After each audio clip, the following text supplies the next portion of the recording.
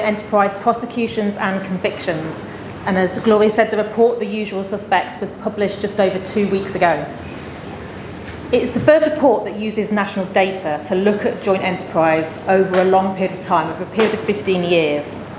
It tracks information about what we know about multi-defendant prosecution cases and also about secondary suspects.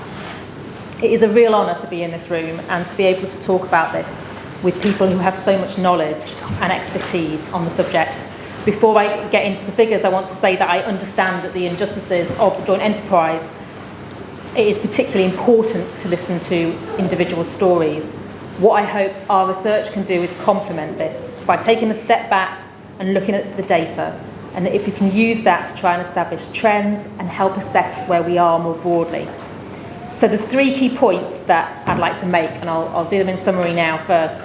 The first is that there is little change. Little change seems to have happened in the overall use of joint enterprise laws over the last decade.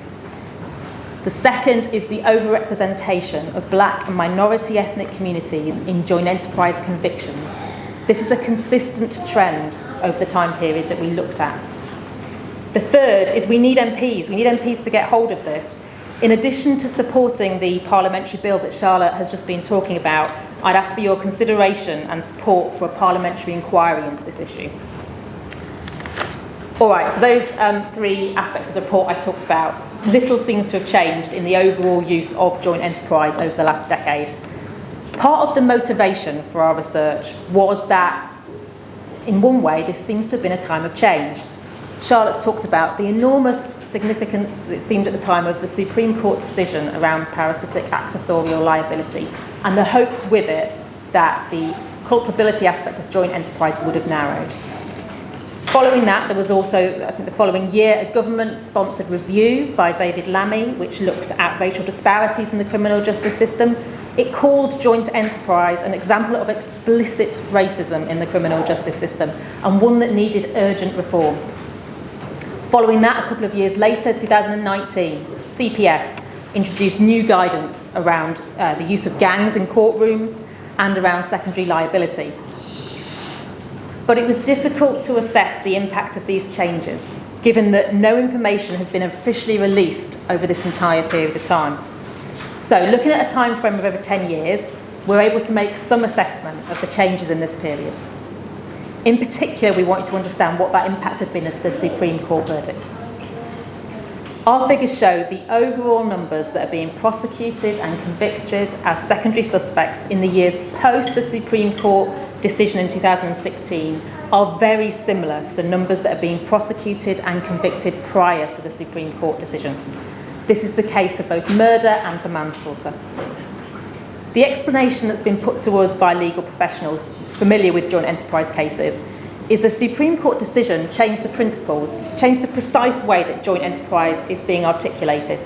So, as Charlotte's explained, parasitic accessorial liability can no longer be used as the sole basis for a prosecution case and securing a conviction. But it hasn't impacted the overall use or scale of joint enterprise. This has continued in much the same way as before. I say overall because the current lack of data collection prevents me from being able to say more and distinguish between those different principles of secondary liability. But they suggest that association is still being used to build a prosecution case via the other aspects of secondary liability, so aiding and abetting, for example. Does this mean the Supreme Court decision failed to take effect, or that it's being ignored by courts? No. I think what it means is that this change alone was quite a limited technical change, rather than being a new era for joint enterprise, which was what was needed. The picture that emerges from this data suggests that concerns that have been previously raised about joint enterprise have not gone away. So, second issue I want to raise from the research is around discrimination. The data tells a pretty clear and consistent picture about who's been on the receiving end of joint enterprise prosecutions. They are predominantly young men. Those from minority ethnic communities, and particularly the black community, are consistently overrepresented. On ethnicity, around 30% of all defendants convicted for homicide come from black and minority ethnic communities. This rises to 40% of those convicted in cases which involved 2 or more defendants.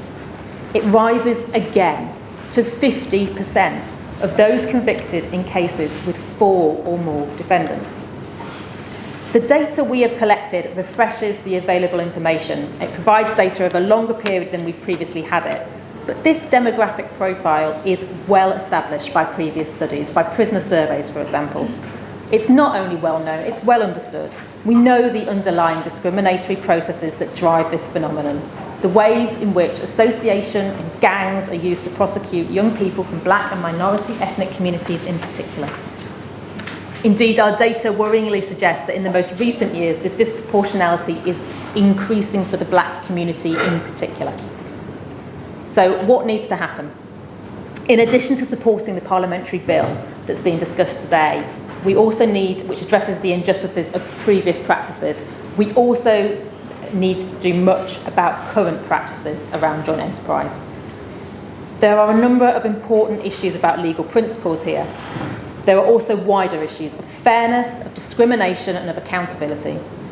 The government and criminal justice institutions need to be held accountable for the lack of information about how secondary liability is being used. There are significant concerns about these laws. For criminal justice institutions to not be able to answer how they are used should not be acceptable. What's great is that the government agree in principle. The Ministry of Justice is considering the collection of data. What is less optimistic is it has been considering the collection of data since at least 2014, and there have been no releases of official data in this time. There has been no meaningful update on what the progress has been around collecting meaningful data in this time, and there is no timetable of action for the release of any data to do with joint enterprise. This makes for some very untransparent and unaccountable practices. Our data suggested that over 1,000 people have been convicted of murder and manslaughter as a secondary suspect in the 10-year period up to 2020. Over 2,000 have been convicted of homicide in cases involving 4 or more defendants in the 15-year period up to 2020. These are significant figures. Some of them will be uncontentious cases. Violence can be planned and committed in groups. It is, of course, right that they can be prosecuted and convicted on this basis. The lack of current data collection stops our being able to identify with any precision a clear and certain picture about the various joint enterprise principles. This should not simply be left to continue. The Crown Prosecution Service needs to take up the Lammy challenge of explain or reform. How do they account for the disproportional outcomes for black and minority ethnic communities, and for the black community in particular? We need an independent scrutiny of current prosecution decisions on secondary liability, from initial charge to conviction for young black men convicted of murder as secondary suspects in particular. Meaningful reform on both these issues requires parliamentary scrutiny. Joint enterprise needs the attention of a full parliamentary committee inquiry. It has been the subject of a brief inquiry by the Justice Committee and a follow-up inquiry. That brief inquiry is now over a decade old, and it predates the Supreme Court decision. Understandably, at the time, it focused solely on the issue of foresight. An inquiry is no panacea to all the issues going on here, but we are currently working with the Justice Committee inquiry around IPP. Whatever the outcome of that, it is at least helpful to have taken stock and to have assessed this issue in one place. An inquiry can provide one way, amongst others, to hold institutions to account and to begin the necessary steps towards meaningful reform, which is what we have been lacking since the Supreme Court verdict. I think you can find flyers today with more information about the research and that links through to the data in the research. Be delighted to speak to anyone more about it. Thank you.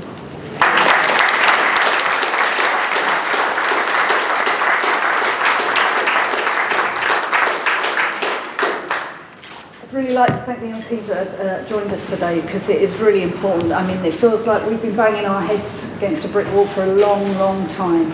And the political arguments is that it's a problem with the law, and the law needs, and the lawyer, they say no, it's a problem with the politicians, and we all want to see tough on crime.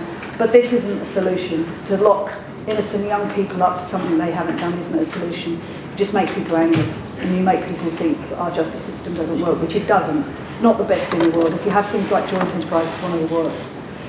I want to hand over now to, and it's people's lives we're talking about. We're not talking about, we're talking about a young kid. One of the families here, this 17-year-old boy, is just being convicted of a murder he didn't do, agreed by the judge he hasn't done it, and given over 20 years. We're giving sentences to young children that are longer than they've lived on the planet. And we are the only country in Europe that sends children to prison for life. The only country. It's an abhorrent. There are some other things going on. I want to hand over to the wonderful Dean Kingham now, who's been again with us, another lawyer, but he's been with us for many, many years, helping lots of our prisoners navigate prison law, because he's a prison lawyer, but actually he's very interested in appeals and how we can do that. So Dean's got some great information. Unfortunately, Felicity couldn't be with us, but... Could we just explain that a number of us have to leave because there's something in the chamber we need to attend to? Okay, but if you do want to come back and have a little bit of a nibble... We have wine. temptation overwhelming. I apologise for that, but rest assured, those of us that are leaving are all committed to this campaign. Thank you.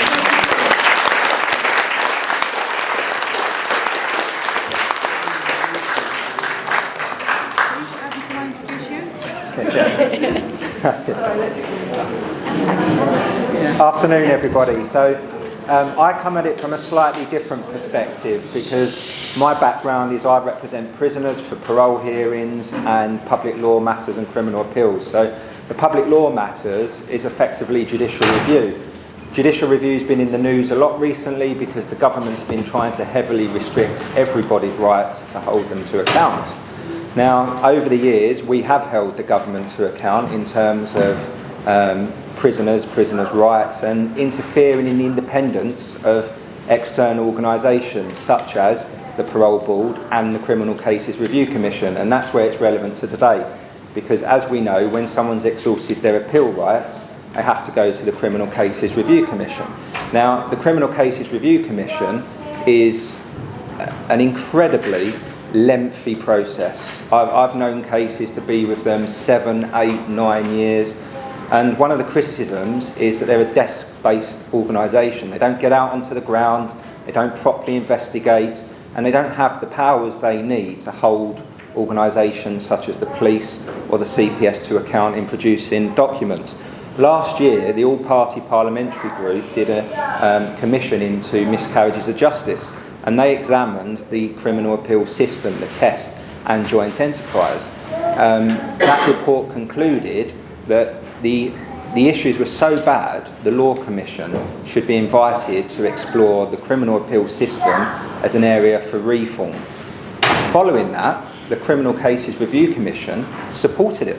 They came out publicly, they said, yes, we fully support the Law Commission actually looking at this. So what did the Ministry of Justice do? Well, they said, and I will quote, "We're not satisfied the area of law is unsatisfactory or that reform would be beneficial." So basically, what was the point of the all-party parliamentary group's investigation? So we weren't happy with that. We thought, no, we cannot let them get away with that. We're going to have to explore avenues in which we can hold them to account. So we thought, well, let's embark on pre-action protocol for judicial review. Let's send the Ministry of Justice a letter saying, we're not happy with that, we think there is evidence. What's the point of the commission? Let's investigate. The Criminal Cases Review Commission say that there's a problem. It fell on deaf ears. Robert Buckland, who was the Justice Secretary at the time, said, we don't think there's an issue here, you haven't produced enough evidence. So we were exploring our options. We were seeking counsel's input, we were exploring whether we would actually take judicial review proceedings, and then there was a change in Justice Secretary. Dominic Raab came along. So we thought, well, let's take an opportunity. Rather than just go to court, let's engage with Dominic Raab. But unfortunately, we got the same answer. So we were sort of knocking on the court door near enough to launch proceedings. But then Dominic Raab seemed to have a change of heart. And he has explained that he will actually ask the Law Commission to look at the criminal appeal situation and the joint enterprise situation. But in between all of that, the Law Commission were embarking on its review for its next round of work. and there was a public consultation. So at JENGbA as an organisation, a number of individuals put forward consultation responses, really trying to demonstrate the real issues here. That hasn't concluded because they were overwhelmed with responses. The figures were roughly 500 responses for 200 different areas of law. So the chances of the Law Commission taking it forward without any direct government direction would be slim. But, as we know, Dominic Raab has said it's an area for the Law Commission to look at. But the cynic in me, knowing how all of the challenges I've taken, how strongly do the government feel this is an area that needs to be looked at? I mean, I think it speaks for itself. I don't think it's an area they consider, given that repeatedly we've been told it's they're not sure that reform would be beneficial. So I would ask that you all liaise with your MPs and put pressure on them. Ask them to make contact with Raab and the Ministry of Justice. Ask them to support the fact that reform is necessary.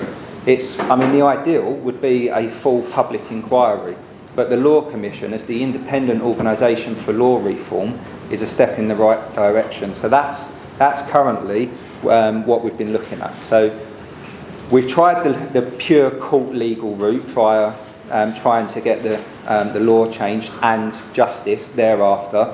The CCRC as an organisation had the opportunity to correct the wrongs, but they're frightened of the Court of Appeal. A few times they've made references and the Court of Appeal have criticised them. But that is the tension, the healthy tension you need between the court and the CCRC. So they backtracked. They said, no, we're going to really shut down on the number of referrals we made. That's backed up fully by statistics.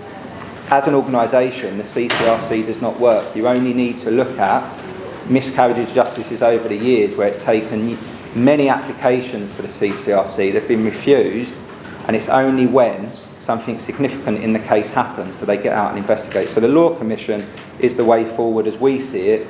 It's a step in the right direction. It's not the complete answer. The complete answer is the public inquiry and the necessary change of law. So I'll leave it there. Thank you.